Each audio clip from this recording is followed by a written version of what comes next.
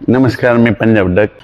नंदुरबार जिल्हा, धुळे जिल्हा, नाशिक जिल्हा, जळगाव जिल्हा आणि इकडे चाळीसगाव तालुका आणि संभाजीनगरचा काही भाग ह्या पट्ट्यामध्ये काय होणार आहे. आणखीन 2 दिवस, आज उद्या दिवस थोडा पाऊस राहणार आहे, म्हणून हे अंदाज ह्या 4 जिल्ह्यात लक्षात घ्यायचा.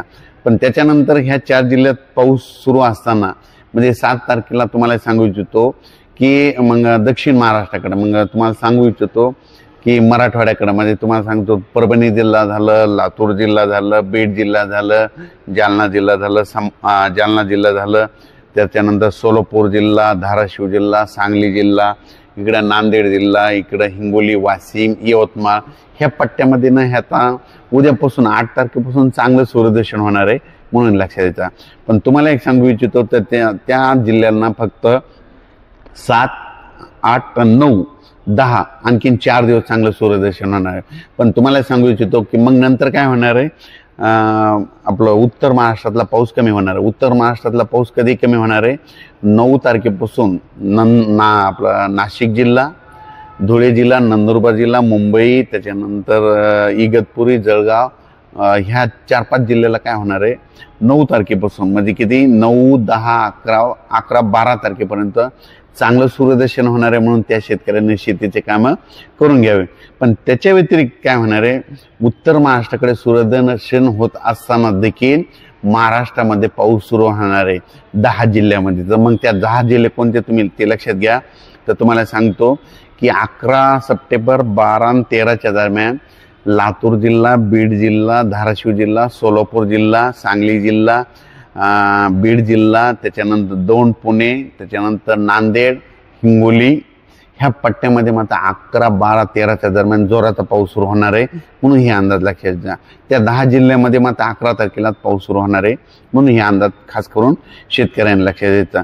त्याच्यानंतर विदर्भात सांगायचं झालं तर विदर्भामध्ये उद्या 9, 10, 11च्या दरम्यान चांगलं सूर्यदर्शन विदर्भातल्या शेतकऱ्याला भेटणार आहे, म्हणून विदर्भातल्या शेतकऱ्यांनी देखील 12 तारखेपर्यंत तुम्ही शेतीचे कामे करून घ्यायला तुम्हाला वेळ आहे.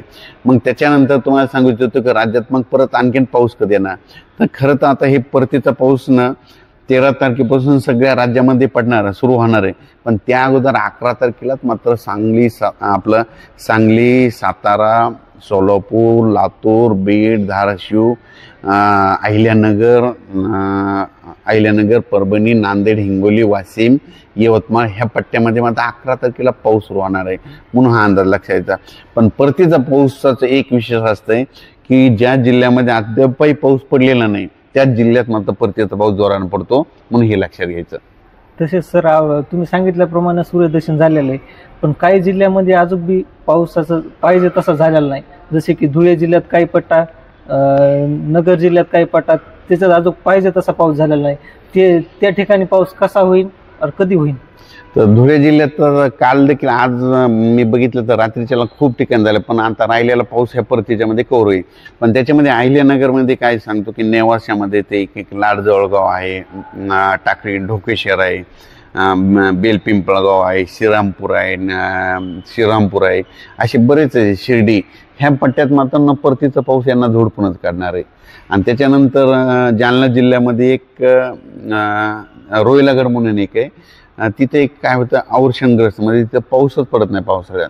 तर त्या रोहिलागडच्या त्या जाळ्यात देखील ना ह्या परतीच्या पावसात पाणी येणार आहे, म्हणून घनसावंगी आंबड तालुक्यातल्या शेतकऱ्यांनी त्या ठिकाणचा अंदाज लक्षात. म्हणजे सांगायचं झालं तर परतीचा पाऊस अद्यापही ज्या गावाला पडलेला नाही त्या ठिकाणी माझा परतीचा पाऊस पडणार आहे. तसंच कर्नाटक विषयी काय सांगतात सर. तर कर्नाटकच्या आणि तेलंगणातल्या शेतकऱ्याला सांगू इच्छितो, आंध्र प्रदेशच्या ह्या 3 राज्यातल्या शेतकऱ्याला सांगू इच्छितो की तुमच्याकडं